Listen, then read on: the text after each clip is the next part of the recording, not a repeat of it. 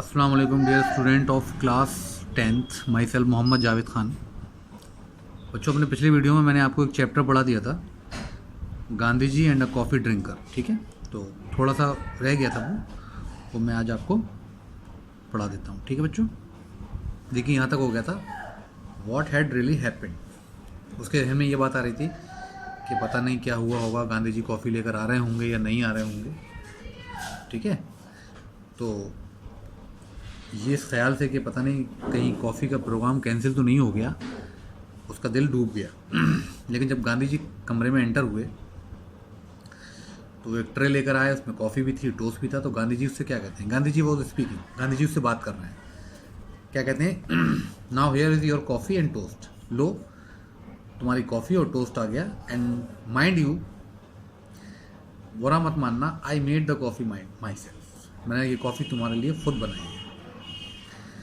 Now like a good south Indian, जैसे कि हर एक अच्छा साउथ इंडियन कॉफ़ी बनाता है, अच्छी कॉफ़ी बनाता है हर South Indian, will you certify, क्या तुम इस बात को सर्टिफाई का मतलब होता है क्या है कि तुम बात मुझे सर्टिफाई करके या मुझे पक्के तौर पे बता सकते हो, I can make a good coffee, क्या मैं अच्छी कॉफ़ी बना सकता हूँ। तो वो उससे पूछते हैं कि अच्छे साउथ इंडियन की तरह, क्योंकि साउथ इंडियंस को पता होता है अच्छी कॉफ़ी कैसी होती है, क्योंकि वो बहुत शौकीन होते हैं और वह बहुत ज़्यादा पी जाती है। तो कहते हैं कि like a good south Indian will you certify, क्या तुम इस बात को पक्के तौर पे बताओगे, will you verify I can make a good coffee, कि मैं अच्छी कॉफ़ी बना सकता हूँ या नहीं बना सकता हूँ, पी कर बताओ कॉफ़ी कैसी बनी है। बट लेकिन विस्पर्ड द लैड, विस्पर्ड का मतलब लड़के ने हल्के से कहा, विस्पर्ड का मतलब होता है टू से समथिंग वेरी लोली, मतलब बहुत हल्के ना, लो साउंड, हल्के से खुसफुसाया, मतलब फुसफुसाने को कहते हैं, या मरमर या हल्के से आवाज़ में बड़बड़ाने को कहते हैं। बट लेकिन विस्पर्ड द लैड, लड़का हल्के से ही कुछ अपने आप से कुछ बोलता है, why did you not ask someone else to bring this for मी।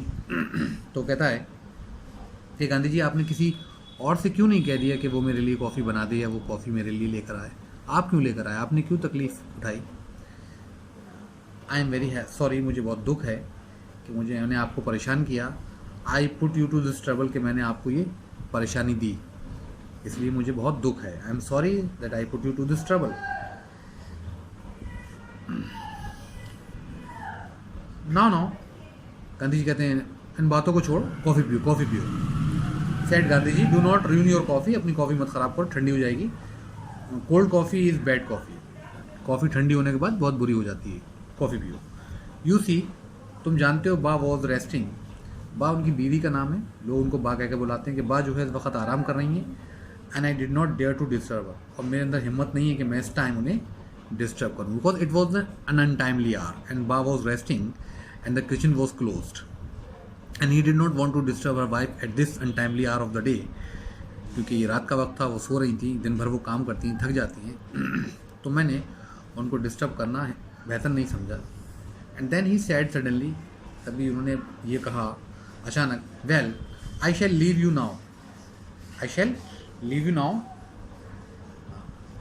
अब मैं चलूँगा, मतलब now Gandhi ji asking for his leave, Gandhi ji कहते हैं ठीक है अब मैं जा रहा हूँ। Someone will come for the tray, कोई आएगा और आकर ट्रे ले जाएगा। विद दैट ऑफ इवेंट, ठीक है, तो ये कहकर वो चले गए। द कॉफ़ी वॉज लाइट, काफ़ी बहुत हल्की थी, ज़्यादा हार्ड नहीं थी, ज़्यादा स्ट्रॉन्ग नहीं थी। The coffee was light but excellent, लेकिन बहुत अच्छी थी। द लैड सिप्ड, सिप्ड का मतलब है चुस्की लेकर पीना, as if it were nectar, यानी कि धीरे धीरे पीना। लड़का उसको ऐसे पी रहा था, ऐसे मज़े ले लेके पी रहा था, जैसे एज इफ का मतलब जैसे कि ये नेक्टर का मतलब है अमृत, नेक्टर अमृत को कहते हैं, जैसे कि बहुत ही कोई मतलब उसके लिए कीमती चीज़ हो, नेक्टर हो, अमृत हो, उस तरीके से वो उसको पी रहा था। बट ही वॉज ट्रबल्ड, लेकिन वो परेशान था। हिज माइंड्स आई, उसकी जो दिमाग में पिक्चर चल रही थी, उसकी जो आंखें थी, जो दिमाग वाली आंखें थी, सौ का मतलब वो देख सकती थी Gandhi ji opening the kitchen, के कैसे गांधी जी ने दरवाज़ा खोला होगा किचन का, लाइटिंग द स्टोव, स्टोव जलाया होगा, उस ज़माने में गैस तो होता नहीं था, मेकिंग द कॉफ़ी, कैसे कॉफ़ी बनाई होगी, एंड टोस्ट, ठीक है, और कैसे टोस्ट बनाया होगा, and carrying it to him, और कैसे वो उसको उसके पास लेकर आया होगा। तो that was picture is moving in his head, in his brain, उसके दिमाग में ये पिक्चर चल रही थी कि कैसे गांधी जी गए होंगे, ठीक है, गांधी जी ने कैसे स्टोव जलाया होगा, कैसे टोस्ट बनाया होगा, कैसे वो मेरे पास लेकर आया, all in order not to disturb other. सिर्फ किस वजह से कि वो दूसरों को डिस्टर्ब नहीं करना चाहते थे। वो सब उन्होंने क्यों किया? क्योंकि वो दूसरों को डिस्टर्ब नहीं करना चाहते थे। एंड दैट अनटाइमली आर, उस बेवक्त पर या उस अनटाइमली आर में या उस बेवक्त वो लोगों को डिस्टर्ब नहीं करना चाहते थे, इसलिए उन्होंने खुद काम किया। एक्चुअली गांधी जी जो थे वो अपना काम खुद करने में बिलीव करते थे। ये गांधी जी का सबसे बड़ा प्रिंसिपल था कि इंसान को अपना काम खुद करना चाहिए। ठीक है। और वैसे भी वो दूसरों को परेशानी न देकर खुद परेशानी उठा लिया कर लेते थे। यही एक अच्छे पॉलिटिशियन और ग्रेट इंसान की पहचान है कि वो कभी दूसरों के सहारे नहीं रहता है और वो दूसरों को परेशानी में डालने के बजाय खुद परेशानी उठा लेता है, सिर्फ दूसरों को खुश करने के लिए। जैसे गांधी जी ने किया, एक बच्चे की एक छोटी सी तमन्ना पूरी करने के लिए उन्होंने खुद कॉफ़ी बनाई, किसी और को परेशान नहीं किया। ठीक है। वो देख सकता था, वो during drinking his all the time when he was drinking the tea और ड्रिंकिंग द कॉफ़ी, सॉरी, जितने टाइम वो कॉफ़ी पी रहा था, the picture was moving in his head. वो पिक्चर उसके दिमाग में चल रही थी कि how Gandhi ji was opening the kitchen and lighting the stove and making coffee and making the toast and carrying it to him. कि कैसे गांधी जी दरवाज़ा खोला होगा, कैसे स्टोव जलाया होगा, फिर उन्होंने कॉफ़ी बनाई होगी, फिर वो मेरे लिए आए। सिर्फ इसलिए किया उन्होंने। And he did this just because he did not want to disturb others at this untimely hour. उन्होंने ये सब इस वजह से किया क्योंकि इस वक्त जाके हज़ारों काम करने वाले थे, वो किसी से भी कह सकते थे, कोई भी कॉफ़ी बना के ला सकता था, लेकिन उन्होंने किसी को सोते हुए को परेशान नहीं किया। ये सिर्फ उन्होंने इसलिए किया क्योंकि वो उस वक्त सब आराम कर रहे थे, वो किसी को डिस्टर्ब नहीं करना चाहते थे। He was overwhelm. ओवरवेल्म का मतलब होता है overboard by feelings, overpowered by feeling. मतलब वो बहुत सरप्राइज था और बहुत खुश भी था। ये ओवरवेल्म फीलिंग में आदमी सरप्राइज भी होता है एट द सेम टाइम और खुश भी होता है, वो वाली फीलिंग्स होती है। तो वो खुश भी था और सरप्राइज भी था कि गांधी जैसी महान शख्सियत ने वो उसको खुद कॉफ़ी बना कर दी। This is the story of Gandhi ji and a coffee drinker, a boy from South India.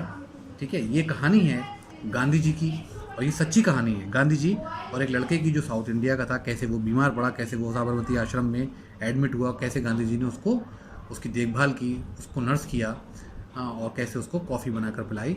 ठीक है। ये जो कहानी है इस बारे में है। I hope you understand. कहानी आपको समझ में आई होगी। ठीक है बच्चों। तो ये आपका सप्लीमेंट्री रीडर का जो पहला चैप्टर था Gandhi ji and a coffee drinker, ये भी ख़त्म हो गया है और इसके जो राइटर हैं वो जी रामाचंद्रन हैं। I hope you understand. इस वीडियो के साथ साथ मैं कुछ क्वेश्चन आंसर भी भेज रहा हूँ इसके, वो भी आप अपनी कॉपीज़ में कर लीजिएगा। Thank you very much.